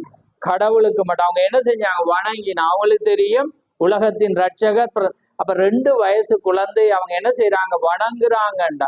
அந்த சாஸ்திரிகள் வந்து என்ன செஞ்சாங்க? அவங்க மேசியா பிறந்ததுண்டு அப்படியே அவங்க என்ன செஞ்சாங்க? வணங்கினா. பாருங்க, அதுதான் தேவனுடைய வார்த்தை. அப்ப பாருங்க, அதே நேரம் சகரியாவுல சொல்லப்பட்ட அந்த தேவன் வெள்ளை என்ன கழுதையின் மேல வருவார் என்று சொன்ன வேளையில மற்றவங்க இவர் யாரோ என்று ஒரு சாரார் பார்த்தாங்க. இது எப்படிப்பட்டவரோ என்று ஒரு குரூப் பார்த்துச்சு. ஆனா ஒரு குரூப் என்ன செஞ்சு இயங்கி கொண்டது? என்ன செஞ்சாங்க? குருத்தோலைய வச்சாங்க, தங்களோட வஸ்திரங்களை விரிச்சாங்க. உன்னதத்திலிருந்து வருகிறவருக்கு ஓசன்னா ஓசன்னா, மகிமை மகிமை என்றாங்க. அவங்க பார்த்தாங்களே யோசேப்புட புள்ள, மரியாள்ற புள்ள, அட இவரா இருக்க முடியும் அப்படின்னு பார்த்தாங்க. ஏனென்று அவங்களுக்கு எழுதப்பட்ட வார்த்தை இருந்துச்சு, அவர் கழுதையின் மேல வெள்ளை கழுதையின் மேல என்ன செய்வார்? வருவார் என்ற சாப்டர் க்ளோஸ். அதோட என்ன செஞ்சிட்டு அதான் முடிஞ்சு போச்சு. அப்ப பாருங்க, ஒரு சாரார் விசுவாசிக்கிறாங்க, ஒரு சாரார் இவர் எப்படிப்பட்டவரோன்னு பாக்குறாங்க, ஒரு சாரார் வியந்து தூர இருந்து என்ன செய்யறாங்க, குற்றம் பிடிக்கிறாங்க. 3 சார், விசுவாசி, அவிசுவாசி, பாவன விசுவாசி. விசுவாசி என்ன செய்வான்னா, வார்த்தை நிறைவேறினா ஆண்டவரே நாம் மாறோம், யார் என்ன சொன்னாலும் அதையே விசுவாசி. இதுதான் தேவனுடைய பிள்ளை. இதுதான் இன்னாரண்டு நீங்க எப்படி அறியலாம், தேவண்ட வார்த்தைய அப்படியே விசுவாசிக்கிறவனால மட்டும், அவனுக்குள்ளதான் தேவண்ட வார்த்தை இருக்குது, அவன் தான் பரிசுத்தாவியை பெற்றவன். அதான் அங்க சீசர் முன்னுக்கு நாங்க எழுதி போட்டிருக்கோம். சீசர்ல பார்த்த நீங்க ஆதி முதல் என்னோடு கூட இருந்தபடினால எனக்கு சாட்சியலா இருப்பீங்க. அப்ப பாருங்க, எத்தனையோ பேர் இருந்தாங்க, ஓடி போயிட்டாங்க. ஆனா அவங்க ஏன் சாட்சியா இருந்தபடி, ஆதி முதல் உலக தோட்டத்துக்கு முன்பே தேவன் சிருஷ்டிச்ச. அதான் நாங்க அன்னைக்கு பார்த்தோம். நாங்க ஆவியாக ஒரு மனிதனை சிருஷ்டிச்சு, அதுக்கு பிறகு மாமிச சரித்திரத்துல வச்சு, அதான் ஆதியா 1ஆம் அதிகாரமும் 2ஆம் அதிகாரத்துக்கும் உள்ள வித்தியாசம். அங்க மனிதனை சிருஷ்டிச்சு பழியை பெருங்கன்னு சொல்லி போட்டு 2ஆம் அதிகாரத்துல வரக்குள்ள பூமியில மனுஷன் இல்லைன்றது. அப்ப ஏனண்டா அங்க பண்படுத்து. அப்ப ஆவியாக சிருஷ்டிச்ச மனிதனை மண்ணால எடுத்து இந்த ஆவியை இதுக்குள்ள வைக்கக்குள்ள அவன் ஜீவ ஆத்துமா மாறும். அப்ப ஆதியில மனிதர்கள் எப்படி இருந்தாங்க, ஆவியா இருந்தாங்க. அவங்க உலக தோட்டத்துக்கு முன்பே தேவன் என்ன செஞ்சு அந்த ஆத்மாவை சிருஷ்டிச்சிட்டு, ஆனா பூமிக்கு வரும்போதுதான் அவர் ஒரு கூடாரத்தை அமைக்கிறார். தாயின் கருவில இருந்து ஒரு கூடாரத்தை எடுத்து இந்த ஆவியை இதுக்குள்ள வைக்கக்குள்ள அவன் இந்த பூமியில நடக்கிறான். ஆவியில அவன் தேவனோடு இருந்திருந்தா தேவண்ட வார்த்தை வரும்போது எங்கேயோ கேள்விப்பட்ட மாதிரி அவன் அப்படியே அவனுக்கு புரியாட்டியும் இருப்பான். அதான் நான் அடிக்கடி உங்களுக்கு சொல்றேன், இந்த மல்கியா நாள ஆக்கள் புரட்டி பாக்குறான். ஆனா எங்களுக்கு தெரியும் மலியால நாள்ல வந்தது அவர். அதே வார்த்தைய ஸ்தாபனம் என்ன செய்யறான், ஞானஸ்தானத்தை திருப்பி வாசிக்கிறான். அதே வசனம் தான் இருக்கிறது. என்ன, இயேசு கிறிஸ்து நாமத்தின் அப்போஸ்தலர் 2:38 மனம் திரும்பி பாவ மன்னிப்பு கண்டு அப்படி இருக்கு, எங்களுக்கு அது திறக்கப்பட்டு. ஆனா மற்றவங்க என்ன சொல்றாங்க, அதுக்கு ஒருத்துக்காரு. அப்ப அதனால அதான் ஆதி முதல். நீங்க ஆதி முதல் அவருடைய ஆவியில சிருஷ்டிக்கப்பட்டிருந்தா நீங்க அவருக்கு சாட்சியா இருப்பீங்க. ஆமே, அவருடைய வார்த்தை வர்றக்குள்ள நீங்க என்ன செய்வீங்க, சாட்சியா இருப்பீங்க. நேரம் நெருங்கிறது, நான் ஒரு சில வசனங்களை வாசிக்கிறேன், இதை ஒரு பொருளா கொண்டு போயில. ரைட், பாருங்க, பலியில் அது எதற்கு மாதிரியா இருக்கு, அதை எந்த கொள்கையோடும் கலக்க வேண்டாம், அது வார்த்தையா இருக்க வேண்டும். புளித்த மாவானது, எதிலும் புளித்த மாவானது என்ன என்பது உங்களுக்கு தெரியும். கொஞ்சம் புளித்த மா பிசைந்த மா முழுவதை புளிப்பாக்கும். பிசைந்த மா முழு சரீரமா இருக்கிறது. ஒரு புள்ளி அளவும் ஸ்தாபனத்தையோ அல்லது மத கொள்கையோ கிறிஸ்துக்குள் வைக்க உங்களால் கூடாது. இல்லை ஐயா, அது வேலை செய்யாது. சென்ற வியாழக்கிழமை கொடுக்கப்பட்ட செய்தி உங்களுக்கு நினைவு வருகிறதா? உங்களுடைய பழைய கணவர் மரிக்க வேண்டும். உண்மை, வார்த்தையே உங்களுடைய புதிய கணவர். புளிப்பில்லாத அப்பங்களை 7 நாள் வரைக்கும் புசிக்க கடவாய். 7 நாட்கள் எதற்கு மாதிரியாயுள்ளது? முழு 7 சபையின் காலங்களுக்கும் 7 நாட்கள் அவை. ஏன் அவர்கள் அதை 7 நாள் சாப்பிட வேண்டும்? எதற்கு முன்பு? வெளியே போவதற்கு முன்பு. துவக்கத்திலிருந்து முடிவு வரையும் முழு சபையின் காலத்திலும் அந்த காலத்துக்குரிய தேவனுடைய வார்த்தையில் தான் ஜீவிக்க வேண்டும். ஆகவே உங்களுடைய ரோமன் கொள்கை, மெதடிஸ்ட் கொள்கை, பெப்டிஸ்ட், பெந்தகோஸ்தே மத கொள்கை எல்லாம் மரித்து போயின. ஆனா புதிய கணவனோ தேவனுடைய வார்த்தையாயிருக்கு. நாங்க எந்த சபை எந்த பேரை வச்சிருக்க முடியல, ஆனா அந்த எல்லாமே வார்த்தையில நடந்தா அது சரியானது. ஆமே, சபையினுடைய காரியம் பேர். இப்ப நாங்க வச்சிருக்கோம் சிறுமந்தையர், அதுவும் சபையின் பேர் தான்.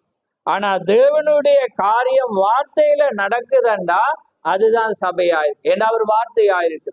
அவர் நியாயந்திக்க போறதும் என்ன கொண்டோ அவரை கொண்டோ இல்லை, அவர் கொண்டு நியாயந்திக்கிறது தேவனுடைய வார்த்தையை கொண்டு, இந்த எழுதப்பட்ட வேதாமத்தை கொண்டுதான். நாங்க யாரும் இதை வாசிக்கல என்று சொல்லல, இது தெரியாண்டு சொல்லல, இது சட்ட புத்தகமா இருக்கிறது. ஆமே, இதை கொண்டுதான் அவர் நியாயந்திப்பார் என்று வெளிப்படுத்தல் எங்களுக்கு திட்டவட்டமாக போதிக்கு. அப்ப தேவன் அதுக்கு சொன்னா நாங்க ஒருவேளை அந்த வார்த்தையில நடந்தா, நாங்க உத்தமமா அதுல நடந்தா, நாங்க தவறா இருந்தாலும் எங்களை என்ன செய்வேன், வழி மாத்துவேன். ஆமேன். அது எத்தனை உதாரணங்கள் இருக்கிறது. ரைட், அடுத்தது வழி நடத்தும் தன்மை. ஆகையால்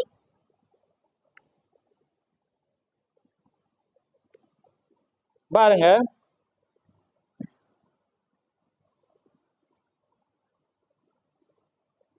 ஒவ்வொரு சபைக்கும் ஒரு வடிகட்டி உள்ளது. என்னையா ஒவ்வொரு சபைக்கும் ஒவ்வொரு வடிகட்டி உள்ளது.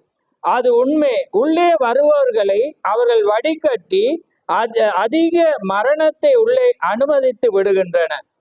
என்ன செய்யற? வடிகட்டி மரணத்தை அவங்க என்ன செய்யறாங்க? விடு. தேவனுடைய வடிகட்டியின் வழி, அதாவது வடிகட்டியின் வழியாக நீங்கள் எவ்வாறு ஒரு ஸ்தாபனத்தை உள்ளே செலுத்த முடியும்? அப்ப ஒரு ஸ்தாபனத்தை தேவனுடைய வடிகட்டியின் வழியா செலுத்த முடியுமா? முடியாது. ஏன்னா தேவனுடைய வார்த்தை ஒன்று சொல்லும், அவங்க ஒன்று சொல்லுவாங்க. அப்ப அது தேவனுடைய வார்த்தையை செய்ய முடியாது. நீங்கள் எப்படி செய்ய முடியும்? தலைமயிர் கத்தரித்துள்ள ஒரு பெண்ணை நீங்கள் எவ்வாறு அந்த வடிகட்டியின் வழியாக செலுத்தக்கூடும்? தேவனுடைய வார்த்தை என்ன சொல்லுகிறது? பெண்களுக்கு முடி மகிமையாயிருந்தா அதுக்குள்ளாக இப்ப தேவனுடைய வடிகட்டின் பொருளால் அந்த பெண்ணை அனுப்பலாமா? அனுப்பல. அப்ப அவ இதுக்கு தகுதியா வருவாவா? வரையல. அப்படி அவ வரணும்டா என்ன செய்யணும்? தன்னை முக்காடு எடுத்து கொண்டு அவ வந்து என்ன செய்யலாம்? அந்த பாவத்தை அறிக்கை பண்ணி இந்த ராப்போஜனத்தை என்ன செய்யலாம்? அதுக்கு அப்படியானவங்களுக்கு தான் என்ன சொல்லுது? துணி உங்களுக்கு முக்காடு. ஆனா வெட்டப்படாத பெண்ணுக்கு என்ன? முடியே முக்காடா இருக்கிறது. ரைட். தலைமையில் கத்தரித்துள்ள ஒரு பெண்ணை நீங்கள் எவ்வாறு அந்த வடிகட்டியின் வழியாக செலுத்தக்கூடும்? எனக்கு சொல்லுங்கள். புருஷரின் உடைகளை ஸ்திரீகள் தரிப்பது அருவருப்பான செயல் என்று வேதம் கூறியிருக்க, ஆணின் உடையை அணிந்துள்ள ஒருத்தியை நீங்கள் எவ்வாறு அதன் வழியாய் செலுத்த முடியும்? அப்ப ஆண்ட உடைய தரித்த பெண்ணை எப்படி அந்த வடிகட்டியின் வழியாக செலுத்த முடியுமா? என்ன செய்யலாது? செலுத்த முடியாது. ரைட்.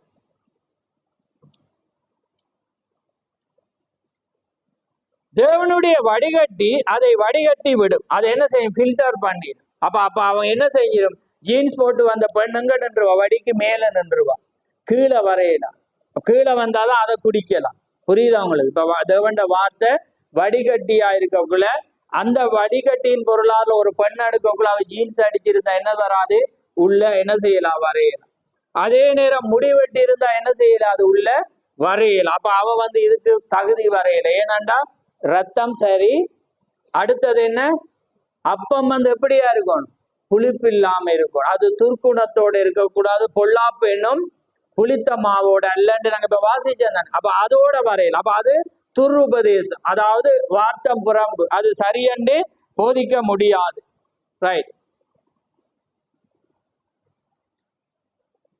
உடைய அணிந்துள்ள ஒருத்தியை நீங்கள் எவ்வாறு அதன் வழியாக செலுத்த பாருங்கள். தேவனுடைய வடிகட்டி அதை வடிகட்டி விடும். அவளை அதன் வழியாக உள்ளே வர அனுமதிக்காது. ஆனால் சபைகளுக்குள்ளோ தங்கள் சொந்த வடிகட்டு உண்டு. இப்ப சபை என்ன செய்யும்? சொந்த வடிகட்டு வச்சிருக்கு. அதுல பெரிய ஓட்டை இருக்கு. அப்பண்டா அதை என்ன செஞ்சிடும்? பூந்து வந்து என்ன செஞ்சிடும்? அதுதான் நாங்க அதை போடுற தடைக்கு வந்து நீங்க வைக்கிறேன். என்ன பிறர் வந்து பிரமாணம் மாதிரி சபைய என்ன செய்யற வைக்கிறது தான். அப்ப நானும் பார்த்துட்டு கொஞ்ச நாள்ல ஓட்டையை வச்சிருவேன். அது எலி பூர்ற மாதிரி என்ன செஞ்சிருவீங்க? நீங்க வந்து எடுத்து அதுக்கப்புறம் நான் என்ன அந்த நாட்டாம தீர்ப்பு சொன்ன மாதிரி நான் சொல்ல இனி உங்களுக்கும் கடவுளுக்கும் நான். ஆனா தேவண்ட வடிகட்டி என்ன? இப்படிதான். அது முட்டு. ஏன்னா நீங்க போவே இயலாம். ஏன்னா அது சின்ன நீக்கல்.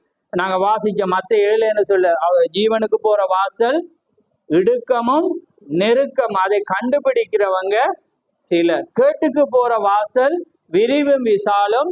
அதை கண்டுபிடிக்கிறவங்க வந்து அநேகர் இருக்கிறாய். அப்ப பாருங்க, இதாலதான் இந்த சபையானது ஒரு கொண்ட்ரோலை வச்சிருக்கேன்னா இது ஜீவனுக்கு போற பாடி உங்களை ட்ரைனிங் கொடுக்கும். ஏன்னா இப்ப ஸ்போர்ட்ஸ்ல நான் அடிக்கடி சொல்றேன்னா, ஒரு ஸ்போர்ட்ஸுக்கு வச்சா ஒரு ஸ்போர்ட்ஸ் மேனுக்கு என்ன இருப்பான்னு ஒரு டாக்டர் இருப்பான். அவன் அந்த விளையாடுற நாட்கள்ல உங்களுக்கு தெரிஞ்சிருக்கும், இல்லாட்டி உங்களுக்கு அப்படியான்னு யோசிப்பீங்க. அதுக்கு அவன் என்னத்தை கொடுக்குறானோ அவன் தான் அதை சாப்பிடும். ஓமா இல்லையா? கிரிக்கெட்ல இருந்து ஃபுட்பால்ல இருந்து ரன்னிங்ல இருந்து எல்லாத்துக்கும் இருக்கு. அந்த டாக்டர் வந்து நீ இதை சாப்பிடு, இன்னும் விட்டமின் அதுதான் அவன் சாப்பிடும். ஏன்னா அப்பதான் அதுல ஜெயிக்க முடியும். அதே போலதான் நாங்க அன்றைக்கு பார்த்து உங்களை தேவனிடத்துல கற்புள்ள கன்னியலாக சேர்க்கும்படியாக நான் கற்ப வேதனை அடைகிறேன். ஏன்னா நான் உங்களை நியமித்திருக்கு. நீங்க 5 பேர் போகணும். இப்ப வகுப்புல 5 பேரை பார்த்துட்டு சொல்லுவான், என்ன நீங்க படிங்க படிங்க டைம் டேபிள போட்டு அவனை வீட்டு எடுத்து எடுத்து ட்ரைனிங் கொடுப்பான். ஏன்டா இந்த 5 பேர் தான் என்ன செய்ய போறாங்க, இந்த தமிழ் தின போட்டிக்கு போறான், இங்கிலீஷ் டேக்கு போறான்னா அவனை வச்சு ட்ரைனிங் கொடுப்பேன். ஏன்னா அவன் நியமிச்சிருக்க அந்த 5 பேர். அதே மாதிரி பவுல் சொல்றான், நான் உங்களை நியமிச்சிருக்கிறேன் தேவனிடத்துல கற்புள்ள கன்னியா கொடு. அப்ப நான் உங்களுக்காக என்ன செய்யணும், கற்ப வேதனைப்படணும். அதுதான் உண்மையான ஊழியக்காரன். ரைட். அப்ப என்ன சார் பாருங்க. ரைட்.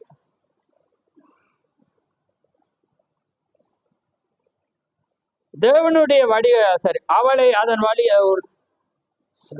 அநேக சபைக்கு சொந்த வடிகட்டு. எனவே ஆழ்ந்து சிந்திங்க, யோசிச்சு பாருங்க. மனிதனுக்கு ஒரு வடிகட்டி உண்டு என்று நான் கூறுகிறேன், அதுதான் தேவனுடைய வார்த்தை சொல்லுதா இல்லையா? முடி வெட்டக்கூடான்னு சொல்லுதா இல்லையா? அங்க ஜீன்ஸ் போடக்கூடான்னு சொல்லுதா இல்லையா? இது அப்படி என்றால் அது என்ன? க்ளோஸ். ரைட். அதுதான் தேவனுடைய. அது பரிசுத்த மனிதனின் ருசிக்கு ஒத்து போகிறது. அது யாருக்கு ஒத்து போகுதுண்டா? பரிசுத்த மனிதனுக்கு. அதாவது பரிசுத்த ஆவியை பெற்ற மனிதனுக்கு அது என்ன செய்யும்?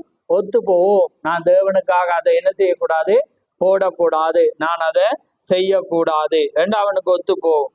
அது உண்மை. பரிசுத்த மனிதன் ஸ்தாபன மனிதன் அல்ல. ஸ்தாபன மனிதனுக்கு என்ன செய்யாது? அது ஒத்து போகாது. மனிதன் அல்ல, பரிசுத்த மனிதன் ருசி. ஏனெனில் அது சுத்தமும் பரிசுத்தமும் கலப்படமற்ற தேவனுடைய வார்த்தையாயுள்ளது. ஆழ்ந்து சிந்திக்கும் மனிதனின் வடிகட்டு ஒன்று உண்டு. ஸ்தாபன சபையின் அங்கத்தினே, அதை உபயோகிக்கும்படி உனக்கு ஆலோசனை கூறுகிறேன். அது உலகத்தை உள்ளே செலுத்துமானால் அது ஒரு சிறு துண்டு கூட மரணமாயிருக்கும். சிறு புளித்த மா பிசைந்த மா முழுவதையும் புளிப்பாக்கும். அப்ப பாருங்க, நாங்க அந்த வசனத்து அடுத்த கடைசியா நான் வாசிச்சுட்டு முடிக்கிறேன். கடைசி பாருங்க, அதே வழி நடத்தும் தன்மை, அதாவது 65ஆம் ஆண்டு கடைசி நேர செய்தி. இதை நான் மறுபடியும் கூறட்டுமா? அப்பத்தில் மோசையின் காலத்தில் பலி செலுத்தப்பட்ட போது அவன் இஸ்ரவேல் புத்திரரை வெளியே கொண்டு வந்த போது ஜனங்களிடையே 7 நாட்கள் புளித்தமா இருக்கக்கூடாது. அது எவருக்கு தெரியும்? யாத்ராமத்தில் 7 நாளும் உங்கள் வீடுகளில் புளித்தமா காணப்படலாகாது என்று கூறப்பட்டுள்ளது. அந்த 7 நாட்கள் 7 சபை காலங்கள் முழுவதையும் குறிக்கின்றன. பாருங்கள், புளித்தமா கூடாது. அது என்ன கோட்பாடு? கூடாது. நீங்கள் உலகத்திலும் உலகத்திலுள்ளவைகளிலும் அன்பு கூர்ந்தால் உங்களிடத்தில் பிதாவின் அன்பில்லை என்று இயேசு கூறினார். பாருங்கள், நாம் அதை கலக்க பார்க்கிறோம். நீங்கள் அப்படி செய்யக்கூடாது. நீங்கள் விசுவாசிக்கும் விஷயத்தில் ஏதாகிலும் ஒரு காரியத்துக்கு வர வேண்டும், அல்லது உங்கள் ஸ்தாபன சபையை விசுவாசிக்க வேண்டும். நீங்கள் ஸ்தாபன சபையை விசுவாசிக்கும் போது உலகத்தை விசுவாசிக்கிறீர்கள். இப்ப நாங்க ஸ்தாபன பாருங்க எங்க பொறுத்துறேன், உலகத்தில் உள்ளவைகளின் அன்பு கூர்ந்தால் பிதாவின் அன்பில்லை. இப்ப தீக்கேசி எங்க பொறுத்துறேன்? ஸ்தாபன சபை. ஏன்னா உலகத்தின் சபைக்குள்ள ஸ்தாபனத்துக்குள்ள என்ன உலகம் இருக்கு. அதான் நான் உங்களுக்கு சொன்னா தமிழ் வேதாமத்துல உலகத்தில் உள்ளவில், ஆங்கில வேதாமத்தில் அதாவது கிரேக்க பதத்துல காஸ்மாஸ் அப்படி என்ன உலக ஒழுங்கு. அப்ப உலக ஒழுங்குல நாங்க நடந்தா, ஸ்கூல் சொல்லுது நீங்க அரை ஸ்கர்ட் என்ன செய்யணும், முழங்காலுக்கு மேல போடணும். இது என்ன ஒழுங்கு? விளங்குது? இப்ப வேலைக்கு போறீங்க, வேலைக்கு போகல வேலை தன்னுடைய ஒழுங்க சொல்லுது, அது உலக ஒழுங்கு. அது சொல்லுது நீங்க ஜீன்ஸை போடணும். அப்ப என்ன? காஸ்மாஸ், உலக ஒழுங்கு. உலகத்தில் உள்ளவைகளிலும் அன்பு கூர்ந்தா பிதாவின் அன்பு உங்களுக்குள்ளே இல்லை. அப்ப விளங்கிட்டா உங்களுக்கு? அப்ப அது எந்த சபைக்குள்ள இருக்கும்? இப்ப நான் இந்த இடத்துல அது வச்சிருந்தா இதுவும் ஸ்தாபன சபை தான். புரியுதா உங்களுக்கு? அப்ப இந்த இடத்துல அதை நாங்க விசுவாசிக்கிறோமா? இல்லை. நீங்க செய்யறது அது உங்களோட. ஆனா இந்த உபதேசத்தை நான் கண்டிக்கிறேன். சேர்ச் ஆனது என்ன செய்து கண்டிக்கிறது. அதை உங்களுக்கு உரிமை தரையில, ஆனா நீங்க செய்யறீங்க. ஆனா நீங்க வருவீங்க, அதுல மனம் திரும்புவீங்கன்னு நாங்க என்ன செய்யறோம்? விசுவாசிக்க. அது எல்லாரும் அல்ல, 100க்கு 90. ஆமே, 90% அப்படி சரியா நடிக்க, 10% பலவீனமா இருக்கிறீங்க. ஆனா சபை என்பது 3 சாராரும் இருப்பாங்க, விசுவாசி, அவிசுவாசி, பாவனை. அந்த யாத்ராமத்திலும் அவங்க இருந்தாங்க, இயேசுவோடும் அது இருந்தாங்களா இல்லையா? இயேசு கிறிஸ்துவோடும் அது இருந்தது, அது எப்பொழுதும் இருக்கும் என்று தேவன் சொல்லுகிறார். ஆனா வேதம் என்ன சொல்லுது? பலவீனரை தாங்குங்க. அப்ப நீங்க பலவீனருக்காக தான் இந்த மெசேஜ் என்ன செய்யப்படும், பேசப்படும். ஆழமாய் வளர்றவங்க நீங்க என்ன செய்வீங்க, இன்னும் நீங்க அதுக்குள்ளாக ஓடுவீங்க. ரைட். இப்ப நான் முடிக்க போறேன் பாருங்க. ரைட். அப்படி நீங்கள் விசுவாசிக்கும் விஷயத்தில் ஏதாயிலும் ஒரு காரியத்துக்கு நீங்க வர வேண்டும். ஏதாவது ஒன்று நான் அடிக்கிறது, அதான் தேவன் சொல்றேன் லவோதிக்காவை பார்த்து, அனலாவது குளிராவது இருந்தா நலமாயிருக்கு. ஏன்னா நான் அடிக்கடி சொல்றேன், கூழ்ல இருந்தா மீனை கொண்டு வந்து வைப்பேன் நான் உங்களுக்கு. ஏன்னா சூடா இருந்தா ஏன்னா ஏதாவது உங்களுக்கு ஏன்னா அரிசிய பானையை கொண்டு வந்து வைக்கலாம். அனலாவது குளிராவது இருந்தா தேவனுக்கு பயன்படுது. ஆனா வெது வெதுப்பா இருந்தா தேவன் என்ன செய்வாராம்? வாந்தி பண்ணிடு விளங்குது. அதாவது சொல்லி நீ அனலாவது குளிராவது இருந்தா நலமாயிருக்கு. ஆனா நீ வெது வெதுப்பா இருந்தா நான் என்ன செஞ்சிருவேன்? வாந்தி பண்ணி போட்டிருவேன். ரைட். பாருங்க, ஏதாவது ஒரு காரியத்துக்கு வர அல்லது உங்கள் ஸ்தாபன சபையை விசுவாசிக்க வேண்டும். இல்லாட்டி நீங்கள் ஸ்தாபன சபையை விசுவாசிக்கும் போது உலகத்தை விசுவாசிக்கிறீர்கள். இவ்விரண்டையும் நீங்கள் கலக்க முடியாது. உங்களுக்கு முன் இருந்த ஸ்தாபன செய்ததை பின்பற்ற முடியாது. நீங்கள் இந்த மணி நேரத்தையும் அதன் செய்தியையும் ஏற்றுக்கொள்ள வேண்டும். ஆமேன். ஏனென்றால் எங்களுக்கு தெரியும் இந்த மணி நேரத்தின் செய்தி தான் என்ன செய்ய முடியும், எங்களை ரட்சிக்க முடியும். ஏன்னா தேவன் ஒவ்வொரு காலத்திலும் ஒரு செய்தியை அனுப்பினார். ஆமேன். அந்த செய்தி தான் ஒரு மனிதனை என்ன செஞ்சிச்சு? ரட்சித்தது. ஆமேன். அதே போல தேவன் இந்த காலத்துல தேவன் ஒரு தீர்க்கதரிசியை அனுப்பி தேவன் ஒரு ரட்சிப்பு, ஒரு லவோதிக்கா சபையிலிருந்து ஒரு மணவாட்டி அவர் என்ன செஞ்சார்? தெரிந்து கொண்டார். அதான் எலிசேயர் எப்படி தன்னுடைய ஈசாக்குக்காக ஒரு மணவாட்டியை தெரிந்து கொண்டது போல அவன் என்ன செய்கிறான்? அதே போல தேவன் ஒரு தீர்க்கதரிசியை அனுப்பி இன்னைக்கு தேவன் எப்படியான சிந்தையை வச்சிருக்கிறேன், தேவன் எப்படி வார்த்தையை வச்சிருக்கிறேன், எப்படியான ஜனத்தை அவர் ஏற்றுக்கொள்வேர் என்றதை திட்ட தெளிவாக தேவன் என்ன செஞ்சிருக்கிறேன்? உரைத்திருக்கான. அது எல்லாராலும் இயலாது. ஆமேன். அது முன்குறிக்கப்பட்டவங்களால மாத்திரம்தான் என்ன செய்ய முடியும்? விசுவாசி பெரு. அதுதான் தேவன் அதை பலிபீடத்தை நியாய தீர்ப்பின் ஸ்தலமாக வச்சிருக்கு.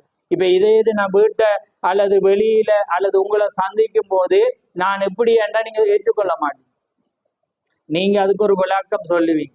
ஆனா தேவனுடைய வார்த்தை பலிபீடத்தில் இருந்துதான் எனக்கு சுதந்திரமாக பிரசங்கிக்க முடியும். அது இருபுறமும் கருக்குள்ளப்படி என்னையும் விட்டும் உங்களையும் சோதி. இதை நீங்க ஏற்றுக்கொண்ட ஆசீர்வாதம் இல்லைண்டா அது என்ன செய்யும்? அது உங்களுக்கு நியாய தீர்ப்பை கொண்டு வரும். அதனாலதான் தேவன் இந்த இடத்துல கலப்படம் இல்லாம வார்த்தையை பிரசங்கிக்க தான் தேவன் பலிபீடத்தை வச்சு. ஆமேன். அதனாலதான் இந்த பலிபீடத்துல ஆடு மட்டும்தான் பலியிடப்படும். அதான் இன்னைக்கு அந்த இயேசு கிறிஸ்துடைய வார்த்தை இன்னைக்கு அந்த ஆடு பலியிடப்பட்டிருக்கு. ஆனா இந்த வார்த்தை கலப்படம் இல்லாம, இப்ப ரத்தம் கலப்பானது அல்ல, அதை எல்லா ஸ்தாபனமும் ஏற்றுக்கொள்ளும். அது சத்தியம். ஆமேன். அதுல எந்த கலப்படமும் இல்லை. ஆனா புளித்தமா, கொஞ்சம் புளித்தமா, முழுமையும் என்ன செய்யுமா? புளிப்பா. அதான் பரிசேயர் சதுசேயருடைய புளித்த மாவை குறித்து எச்சரிக்கையா இருக்கு. அப்ப அதுல என்னன்னு கண்டுபிடிக்கிறாங்க சீசர்கள்? உபதேசம். ஆமேன். உபதேசம். அதனாலதான் என்டைமெண்ட் நீங்க எல்லா சபையிலும் ராப்போஜனம் எடுக்கலாம். ஆமேன். எல்லா சபையிலும் நீங்க சேர்ந்து கொள்ளலாம். அவங்களோட கொள்கையை பாருங்க, எதை விசுவாசிக்கிறான்னு பாருங்க. இது இப்ப நான் பேசினாலும் உங்களுக்கு பரிசுத்தாவை பிறகு அதுல டிஃபரன்ஸ் தெரியாது. ஏன்னா பரிசுத்தாவி இருக்கிற மனிதனுக்கு மட்டும்தான் வார்த்தையை குறித்து வைராக்கியம் இருக்கு. ஆமேன். அவன் மட்டும்தான் அதுல என்ன செய்ய மாட்டான்னு ஒப்புரவு ஆக மாட்டான். நீங்க இடையில இருக்கிறவங்க என்ன செய்வீங்கன்னா நீங்க ஒப்புரவாகி, ஏன்னா உங்களோட இருதயம் சுத்தமா இருக்கு. ஆள் மாறாட்டம் என்ற செய்தியை நாங்க போன வாரம், அது அருமையான செய்தி, எனக்கு முடிக்கலாம் போனோம். ஏண்டா அதான் அந்த கண்ணியலை பார்க்கிற வேளையில என்ன 2 பேரும் கண்ணியல், 5 பேர் 5. ஒரு சாராட்ட எண்ணெய் இருந்துச்சு. ஒரு சாரார் எண்ணெயில ஒரு காலத்துல விளக்குல பிரகாசிச்சவங்க. ஆனா அந்த டைம் வர்ற வேளையில என்ன இல்லாம போச்சு. இன்னைக்கு அதனாலதான் நான் உங்களுக்கு சொல்றேன். ஏன்னா எல்லா ஜனங்களும் சொல்றது, ஒரு காலத்துல அவங்களோட மினிஸ்ட்ரி அவங்க நல்லா செய்தாங்க, அதை மறக்க கூடாது. நல்லது உவமை என்ன சொல்லிச்சு? அதுக்காக அந்த 5 கண்ணியை பரலோகத்துக்கு அவர் கொண்டு போனா இல்ல. அதுக்காக ஜெபி. யாரோட நீங்க என்ன செய்யக்கூடாது? பிரிவினையை கொண்டு வரக்கூடாது. எதுவும் இல்லை. நீங்க அன்பா இருக்கணும். ஆனா ஐக்கியம் வார்த்தை என்று வரக்குள்ள, ராப்போஜனம் என்று வரக்குள்ள, அது சரியான புளித்தமா இல்லாத உபதேசத்துல மட்டும்தான் நீங்க பங்கு பெறணும். அதான் நாங்க இப்ப பார்த்த விளங்கிட்டவங்களை நான் சரியா கொண்டனோ தெரியல. அது ஆழமானது, நிறைய வேர்ட்ஸ் இருக்கு, நிறைய வார்த்தை இருக்கு, உங்களுக்கு விளங்கி இருக்கு, 2-3லயும் விளங்கி இருக்கும். பரிசு இன்னைக்கு போய் வாசிங்க யாத்திராமத்தில். அவர் சொல்ற ரத்தத்தோடு புளிப்பில்லா அப்பம், அது எவ்வளவு நாள் மட்டும்? 7 நாள் அளவும் இருக்கக்கூடாது. உண்ட எல்லையிலே இருக்கக்கூடாது, உண்ட போர்டர்ல இருக்கக்கூடாது. இப்ப நாங்க என்ன சொல்றோம், போர்டரை க்ளோஸ் பண்ணுவோம். ஏன்னா யாரும் ஜோக்குக்கு சொல்றவங்கள, ஏன்னா ஆனா ஒரு காரியம் அப்ப பாருங்க, உங்களோட எல்லை எங்கும் என்ன செய்யக்கூடாது? புளிப்பில்லா அப்பம் இருக்கக்கூடாது. ஆமேன். அப்ப காரியங்கள் பாருங்க இப்படி இருக்கக்குள்ள நாங்க ஒரு சாதாரணமா இதை பெறக்கூடாது. ஆமேன். உங்களுக்குள்ளாக உங்களுடைய இருதயம் நொறுக்கப்பட்டா தேவன் இரக்கமுள்ள தேவன். ஆமேன். நீங்க இந்த இப்ப செய்தியை கேட்க முதல் எப்படி இருந்தீங்கன்னு தேவன் பார்க்க மாட்டான். இந்த செய்தி பேசக்குள்ள நீங்க எப்படி உங்களோட உள்ளம் மாறுதோ அதை தான் அவர் அங்கீகரிக்கும். அப்படி உங்களோட உள்ளம் மாறி இருந்தா நீங்க பயம் இல்லாம தைரியமா வந்து எடுங்க. அதான் நான் ராபோஜனது யாருக்கு நான் தடுக்க மாட்டேன். சில பகிரங்கமாக செய்யறவங்களுக்கு நாங்க தண்டனை இருக்கு, ஏன்னா அது சபையினுடைய ஒழுங்கு. ஆமே. மற்றபடி எல்லாமே ரிலீஸ் உங்களோட மனசா, ஏன்னா உங்களுக்கும் அது தேவனுக்கும் உரிய காரியம், நான் தடுக்க மாட்டேன். ஆனா சட்டப்படி சில காரியம் நடந்திருந்து அது குறுகிய காலம், ஒரு 3 மாதமோ 6 மாதம், அதை நாங்க செய்து ஆக வேண்டும். ஆனா அதை தாண்டி வரும்போது இந்த செய்தி பேசும்போது ஆண்டவரே அது உண்மை, இது சத்தியம், அதனால நான் அதுல தவறண்டு இந்த கணம் இந்த நிமிஷம் இருந்தா நீங்க தைரியம் கொள்ளும் போது அது நிச்சயமான விடுதலையை கொண்டு. ஏண்டா உங்களுக்குள்ள துர்க்குணம், அதாவது புலையான உபதேசம் இருக்கக்கூடாது. ஆமேன். புளித்தமா முழு சரீரத்தை ஏவாள் ஒன்றதான் தவறின, 99 என்ன செஞ்சா? விசுவாசிச்சா. ஆனா அந்த ஒன்றுதான் அவளே அழிச்சிச்சு. ஆமே. அதே போலதான் பாருங்க, அவனுக்கு ராஜ்யபாரம் சவுலுக்கு இல்லாம போனதும் அதை கொல்லுன்னு சொல்லக்குள்ள அவன் கொல்லாம வச்சு அவன் இரக்கத்தை ஆனா தேவண்ட வார்த்தைக்கு இரக்கம் இல்லை. ஆமே. அது கொல்லண்டா கொல்லணும், பலியிடண்டா, அதான் ஆபிரகாம் செஞ்சு. அதாலதான் ஆபிரகாம் முதலாவது ஸ்தானத்துக்கு வாங்க. ஆபிரகாமை போல பலர் விசுவாசத்துல இருக்கிறாங்க. ஆனா ஆபிரகாம் வந்து எதையும் பார்க்கல. ஆமே. அவன் காணாதது விசுவாசி, பிள்ளையை பலியிடண்டாக்குள்ள, ஆனா தேவண்ட வார்த்தைக்கு அது முரணாயிருது. என்ன சொன்னா அவர் சொல்லிட்டு, இந்த ஈசாக்கு மூலம்தான் இந்த பூமியில் உள்ள சந்ததி ஆசீர்வதிக்கப்படும் சொல்லிட்டு அவனை 16 வயசுல என்ன சொல்றேன், பலியிடன்ற. ஆனா அவன் பார்க்கவே இல்லை. அவன் அப்படியே என்ன செய்யறான், சாந்தம் இருதயத்தோட விறகு எடுத்துட்டு அப்படியே அப்பாவை போல போனான். அதாலதான் ஆபிரகாம் விசுவாசத்தின் தந்தை. அதே போல எத்தனைய பாருங்க, நீங்க விசுவாசத்துல பார்க்கல அப்படி இருக்கிறான். இந்த சாத்திரா மேசாக்குள்ள அவன் அதை தான் செய்தான், தானியேல பார்க்கல அதான் செய்தான். அதை விட பெரிய காரியம் எல்லாம் இருக்கு. ஆனா ஆபிரகாம் வர்றதுக்கு காரணம் ஏண்டா, அதுதான் காரியம். ஏண்டா அவன் எதையுமே எந்த கேள்வியும் கேட்கல, எதையுமே செய்யல, அவன் தேவன் உரைத்தா அப்படியே விசுவாசம். ஆமேன். அதனால்தான் உங்களையும் என்னை ஆபிரகாமின் சந்ததியாக தேவன் மனவாட்டி அழைப்பாரானால் உங்களுக்குள்ளே அதுதான். நீங்க எதையும் பார்க்காது, வார்த்தை இருந்தா ஆமேன் என்றுட்டு போங்க. ஆமேன் என்றால் அது அப்படியே ஆக கடவுள். ஆமேன். நீங்க யார் அவர் சொன்னா, நான் சொன்னா கூட அது வார்த்தைக்கு முரணா அதை அப்படியே வச்சு. ஆனா வார்த்தை அது உரைச்சா அதோட முடிவு பெற்று அதோட அந்த காரியம் தேவனே உங்களுக்கு பரிசுத்தாவிய வந்து அவர் விளங்கப்படுத்து. அவர் என்ன செய்ய, பரிசுத்தாவி உங்களுக்குள்ளே வரும்போது அவர் சகல சத்தியத்துக்குள்ள உங்களை வழி நடத்துவார். அவர் வார்த்தையை குறித்தும் நீதியை குறித்தும் நியாய தீர்ப்பை பாவத்தை குறித்தும் நீதியை குறித்தும் நியாய தீர்ப்பை குறித்தும் அவர் என்ன செய்வாரா, கண்டித்து உணர்த்துவார். ஆமேன். அதனால கர்த்தர் தாமே உங்களை ஆசீர்வதிப்பாராக. சரி 6 மணி ஆயிட்டு, அதனால நாங்க ஆயத்தப்படுத்துவோம். ஆனா இது முடிக்கக்கூடிய செய்தி இல்லை, நான் மறுபடியும் திரும்ப சொல்றேன். என்ன காரியம் உங்களுக்கு விளைஞ்சிருக்கும், ரத்தம் சரி, இன்னைக்கு உலகத்தில் இருக்க எல்லாருக்கும் ரத்தம் ஒரிஜினல் தான். ஆனா புளித்த மாவோடு 7 நாள் நீங்க என்ன செய்யக்கூடாது, அதை புசிக்க கூடாது. ஆமேன். அதனால இப்ப இன்றைக்கு நாங்க பாக்குற வேளையில எங்களுக்கு கிழமையில 7 நாள், இந்த 7 நாள் நீங்க கிறிஸ்தவர்களை போலதான் நீங்க வாழும். ஆமேன். வாழ்ந்து போட்டுதான் நீங்க வரும். அதுக்காக தான் தேவன் இந்த ராபோஜன் ஏன் மாதத்துல வைக்கிறேன்டா, உங்களை புதுப்பிக்க. ஆமேன்.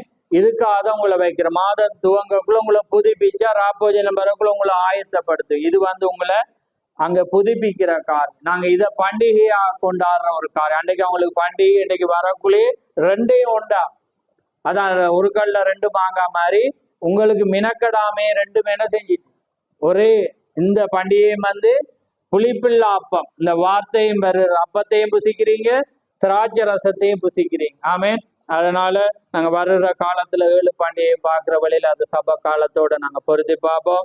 அதனால இப்ப பாடல்கள் நாங்க வார்த்தையை வாசிக்க பிற்பாடு நான் போன வாரம் சொன்னது போல பாடல்கள் போடப்படும். அந்த பாடல்கள் போட்டு அந்த 2 நிமிடத்துக்குள்ளாக உங்களை ஆயத்தப்படுத்துங்க.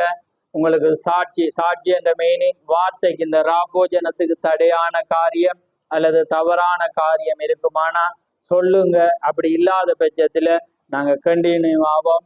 அது ஓர்டர் படி நாங்க வருவோம். அதனால அந்த ஓர்டரை நீங்க பின்பற்றுங்க. அதுக்காக அங்க பிரதரும் உதவி செய்வார். அங்க சௌரி ரோசிட்டா மிஞ்சால நின்று அதுக்கான ஒழுங்குகளை வந்து உதவி செய்வாங்க. ஒழுங்கின்படி அதை நீங்க நடந்து கொள்ளுங்க. அதுக்கு பிற்பாடு நீங்க பாட்டாவை போட்டுட்டு நீங்க பக்கத்துல கால் கழுவும் போது மட்டும் கலட்டிட்டு அந்த சின்ன டேபிள்ல காலை வைங்க. அப்ப அது அசுத்தமாகாது. நீங்க கழுவிட்டு இங்க ஆலயத்துக்குள்ள வரக்குள்ள அது சுத்தமா இருக்கு. இல்லாட்டி என்ன நடக்கும் என்பதை நாங்க பார்த்தோம். ஆமே, அந்த மண் காலோட வந்து இதுல துடைக்கும் போது அது ஒரு அரியண்டமா. அதனால தேவன் சுத்தமுள்ளவர். தேவன் வந்து ஒழுங்குக்கிறமான தேவன். தேவன் வார்த்தைக்கு எல்லாமே ஒழுங்குண்டு. அது எப்படி செய்யப்பட வேண்டும் என்று இருக்கிறபடினால அந்த ஒழுங்கின்படி நடந்து கொள்ளுங்க. கர்த்தர் தாமே உங்களை ஆசீர்வதிப்பாராக. நாங்க யாவரும் வார்த்தையை திறப்போம், எழுந்திருப்போம். நாங்க அப்பத்தை